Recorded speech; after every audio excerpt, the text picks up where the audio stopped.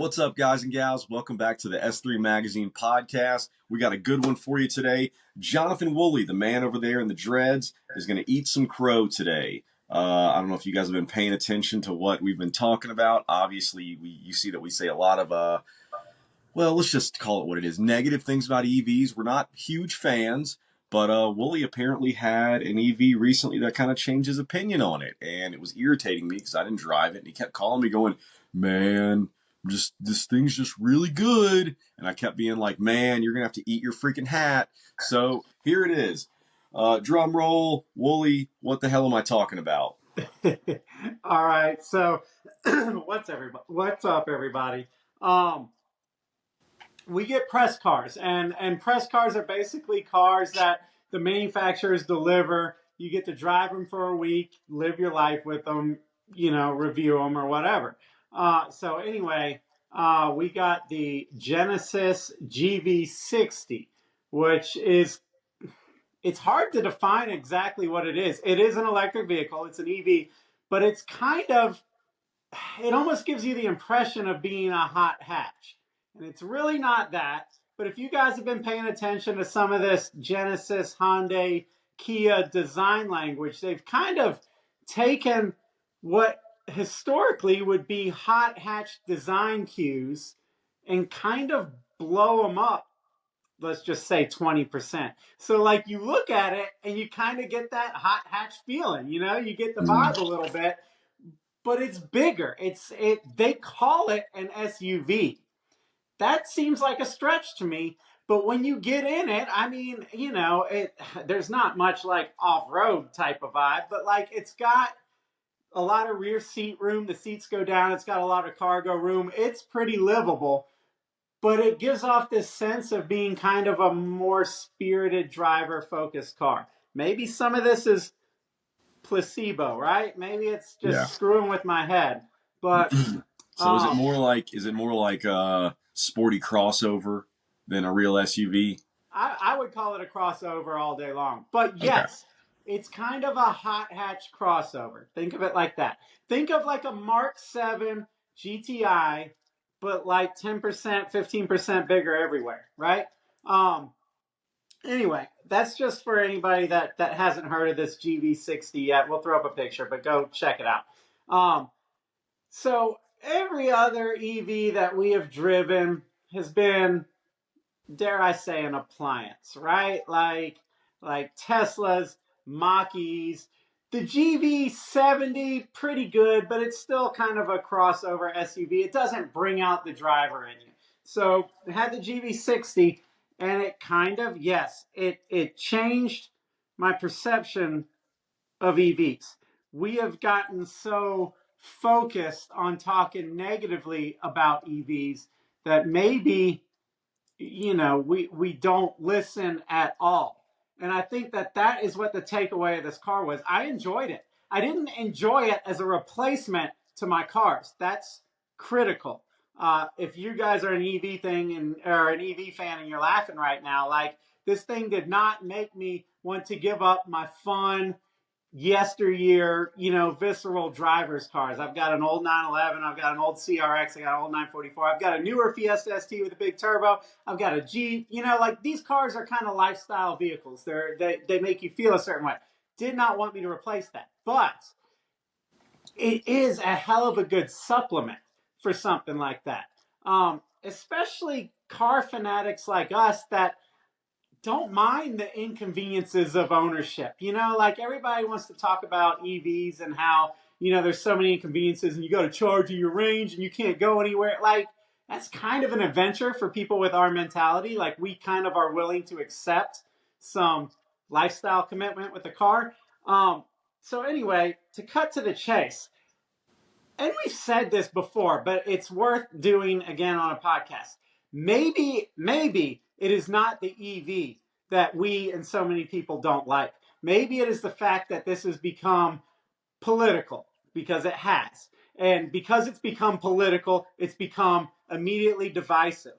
Can we just admit that there are dummies on both sides of this argument, right? Like we both, whether you're pro EV and think it's the future and you can't wait to get internal combustion off the road, or whether you are internal combustion gas all the way and you're never going to drive an EV. Like, we get baited into these arguments and we find ourselves having to defend the lowest common denominator, which leads me to my second point.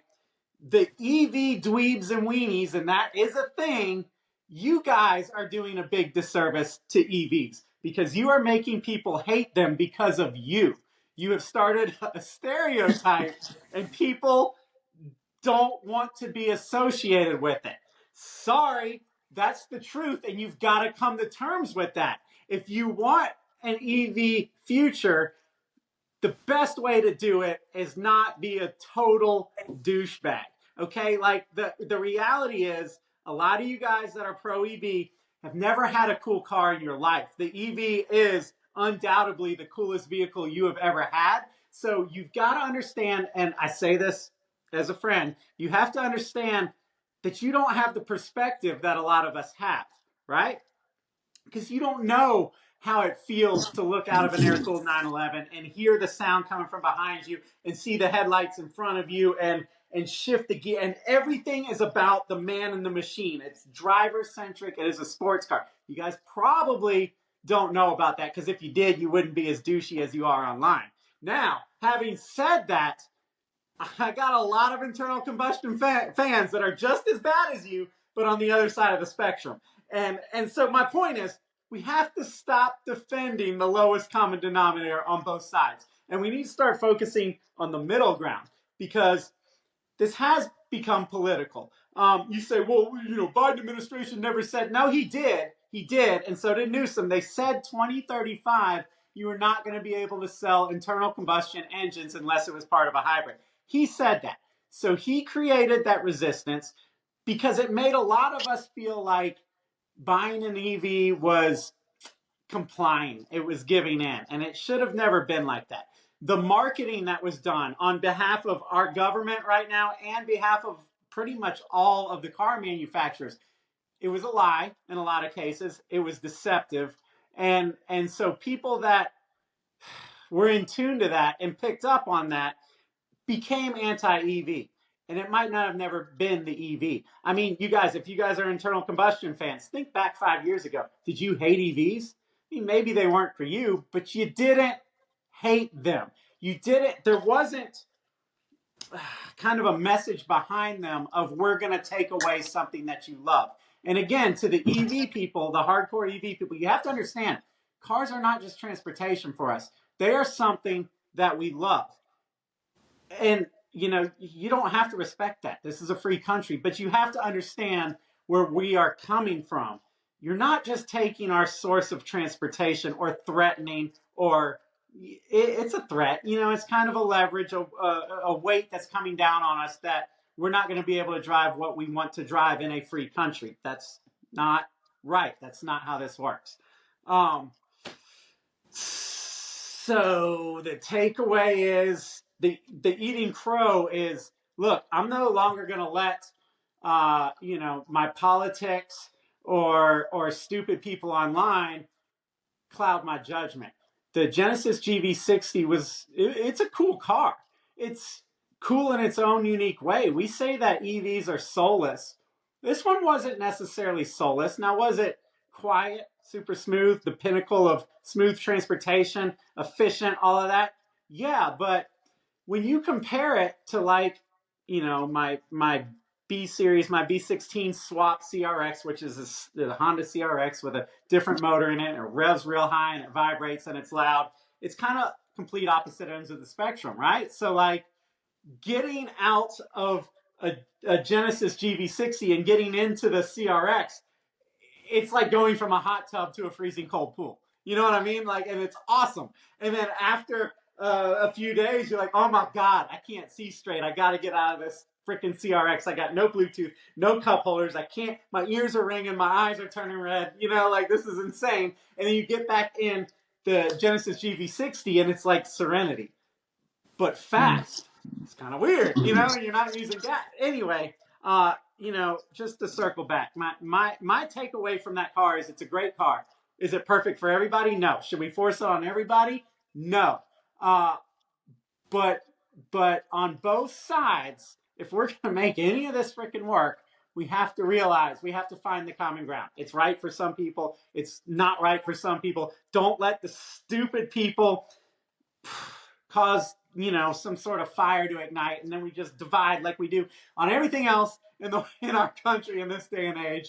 I don't think that EVs should have been introduced to us the way that they were. I think that they're exciting in their own right, and it should have been that. It should have just been, hey, here's something. It's pretty cool. It's pretty fast. You can stick it to the man. You don't have to buy gas.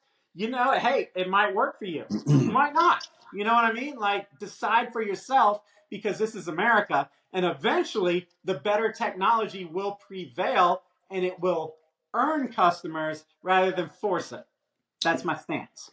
That's 100% true, because that is the most beautiful part of a true capitalistic society, which is what we live in and what we believe in, is that the better product, as long as it is marketed properly and priced properly, will always come out ahead. What's that old saying? The cream of the crop will always rise to the top. If it's a truly better product and it is at a fair and obtainable price, it will always find its way to the top, because it's going to make the most sense.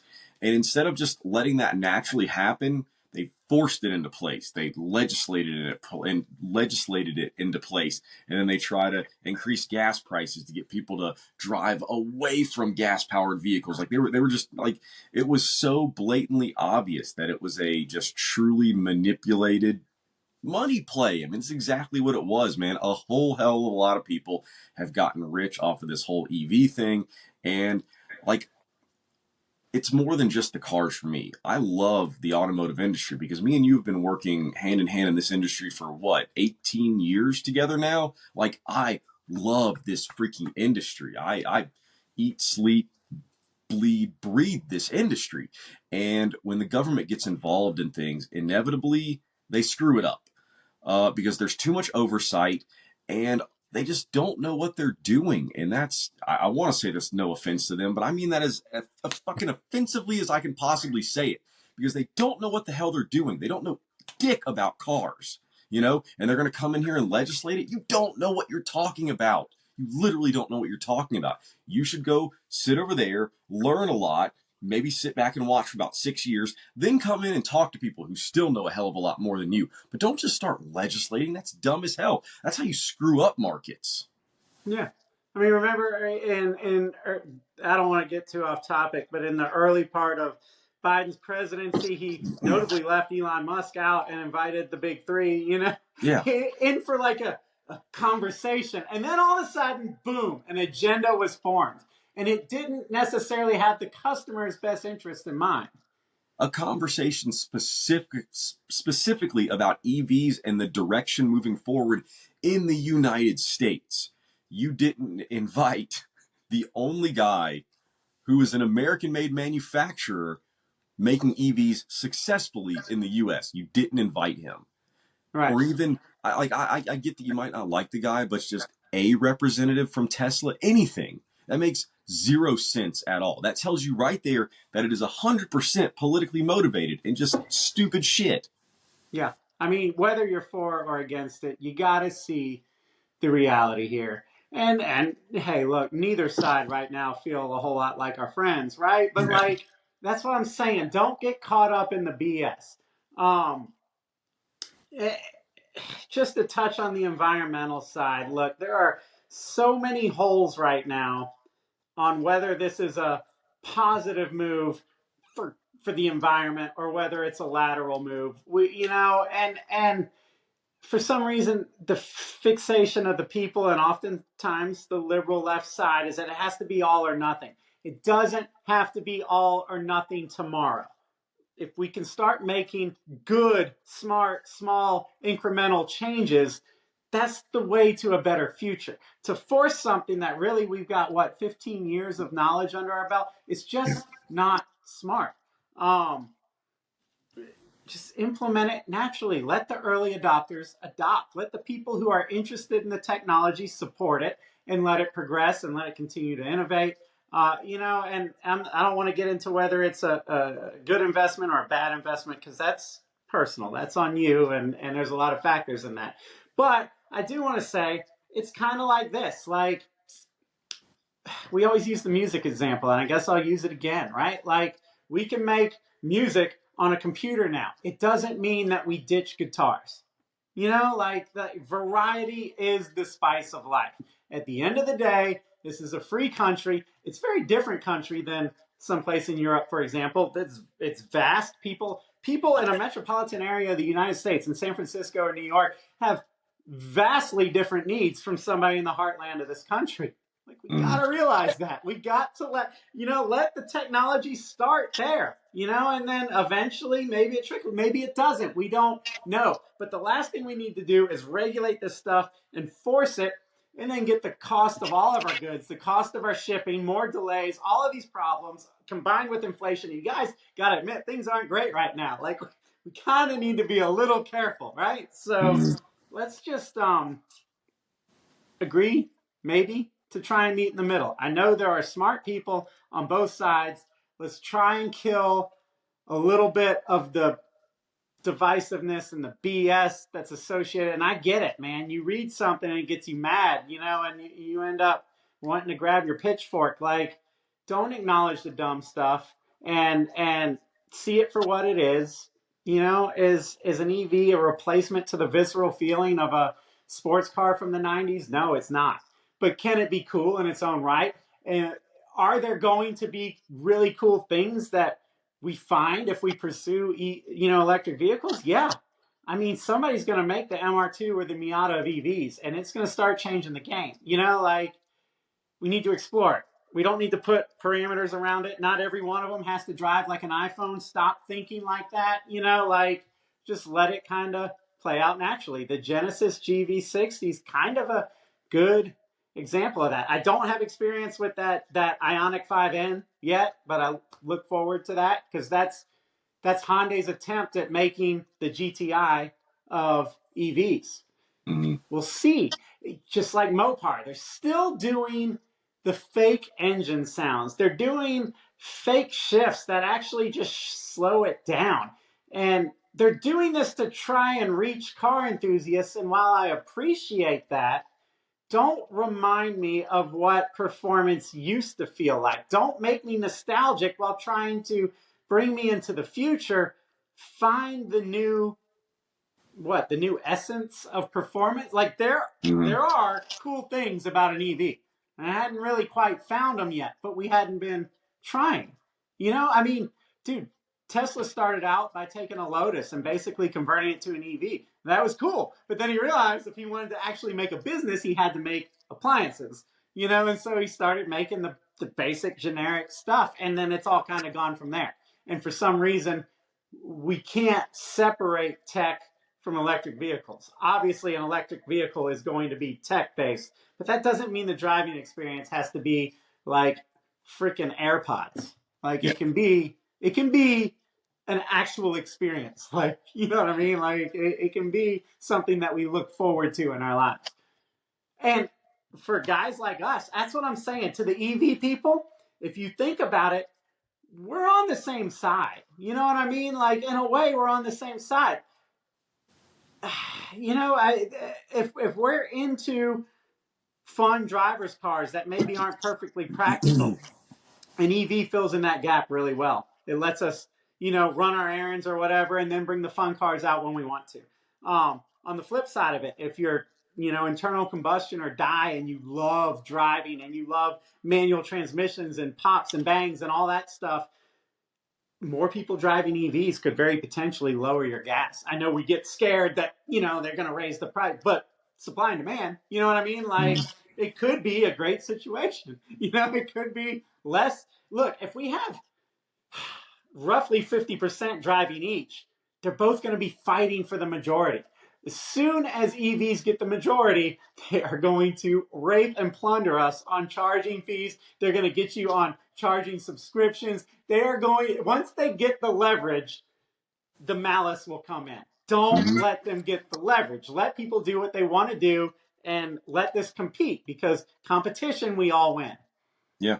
I mean, that's the way that all these new age companies are doing it nowadays. I still remember back in the day when Facebook, as far as in a business sense, was still in its infancy, and we were running the Stillhood brand and S3, and we were selling shift knobs, and like Facebook was such a phenomenal marketing tool. And as soon as it was so good that it put all the traditional media out of business, they said, "Oh, you don't have anywhere else to advertise anymore? Good, pay up." And all of a sudden, it became an extremely expensive thing where now all of the marketing dollars go straight to that. So anybody out there listening to what Wooley just said and saying, no, no, no, that won't happen, it 1,000% will. All right, Yeah. just so we're all on the same page there. Yeah, we're not trying to be conspiracy theorists, but also don't be a total freaking idiot and believe everything everybody tells you. Yeah. So that's all I got to say about that. You got anything else? No, man, you pretty much nailed it. Good Yeah. job. All right. So, yeah, if you just now found us through this, we are S3 Magazine. We started printing a magazine, 18 years ago. We stopped printing the magazine because, print's dead or digital's the new in about 2 years ago. So now we have, an online an online presence, s3mag.com. We also have a free app, S3 Magazine. So you can check us out there. Majority of the content is car culture stuff.